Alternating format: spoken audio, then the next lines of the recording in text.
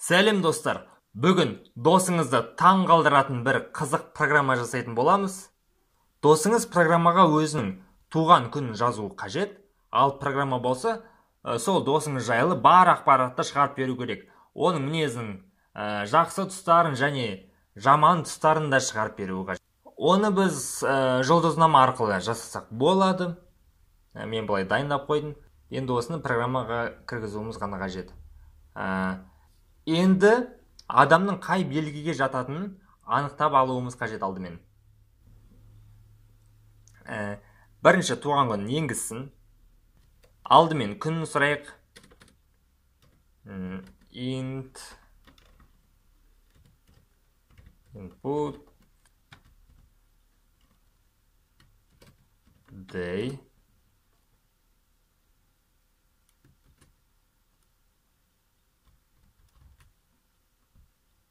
айын енгізсін және жылын.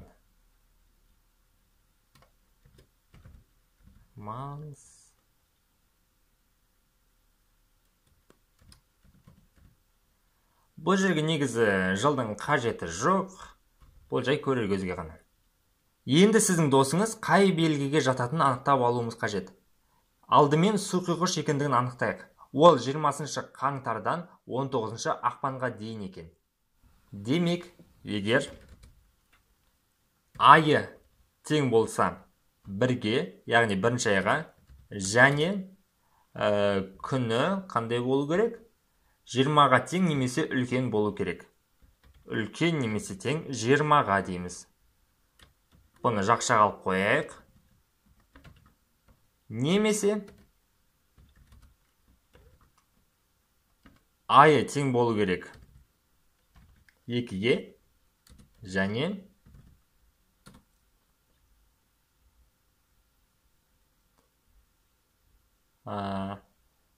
19-ға кіші немесе тең болу керек күні. Кіші немесе тең 19-ға. Мұндай жағдайда ол су құйғыш print. Мұнда орысша жазылайын қазір.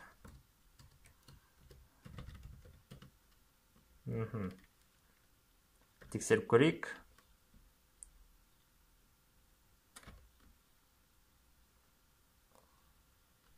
Күні 25-і бірінші ай. Су құйғыш міне. Дәл осылай келесі белгілерге де жасап шығамыз. Егер балық екендігін анықтау керек. 20 қаңтардан 20 наурызға дейін. Екінші ай, 20-ға дейін, үшінші ай, және 20-сына дейін. Мұнда болады ол бізде балық. Бұны да тексеріп көре салайық. Егер 20 ақпан дейтін болсақ, 20 ақпан. Онда ол балық екен. Дұрыс тауып тұр. Енді мен мұнда әрбір белгіге байланысты плюстан және минустарын дайындап қойдым. Енді осыны программаға кіргізе салу керек. Бұны айнымалыға сақтасақ болады, немесе бірден шығара салсақ та болады.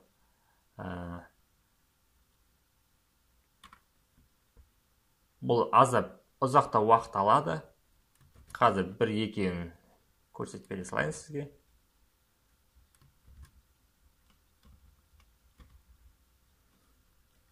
Тағы print.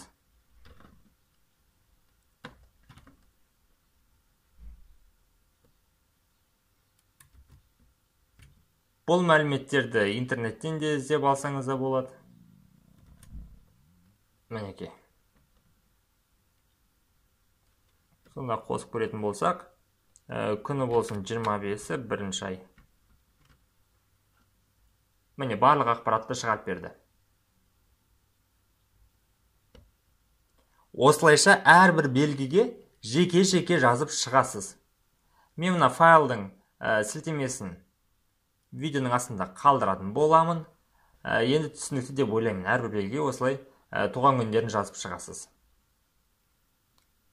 Келесі мысалымыз, бізде қандай да бір сан берілген. Мысалға мынандай. Біз осы санның барлық цифрларының қосындысын табуымыз керек. Мұнда 6, 10, 15 шығады сонда.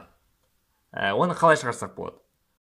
Бұны шығару үшін алдымен тізім ашайын. List comprehension арқылы, өзімізге белгілі list comprehension арқылы толтырамыз.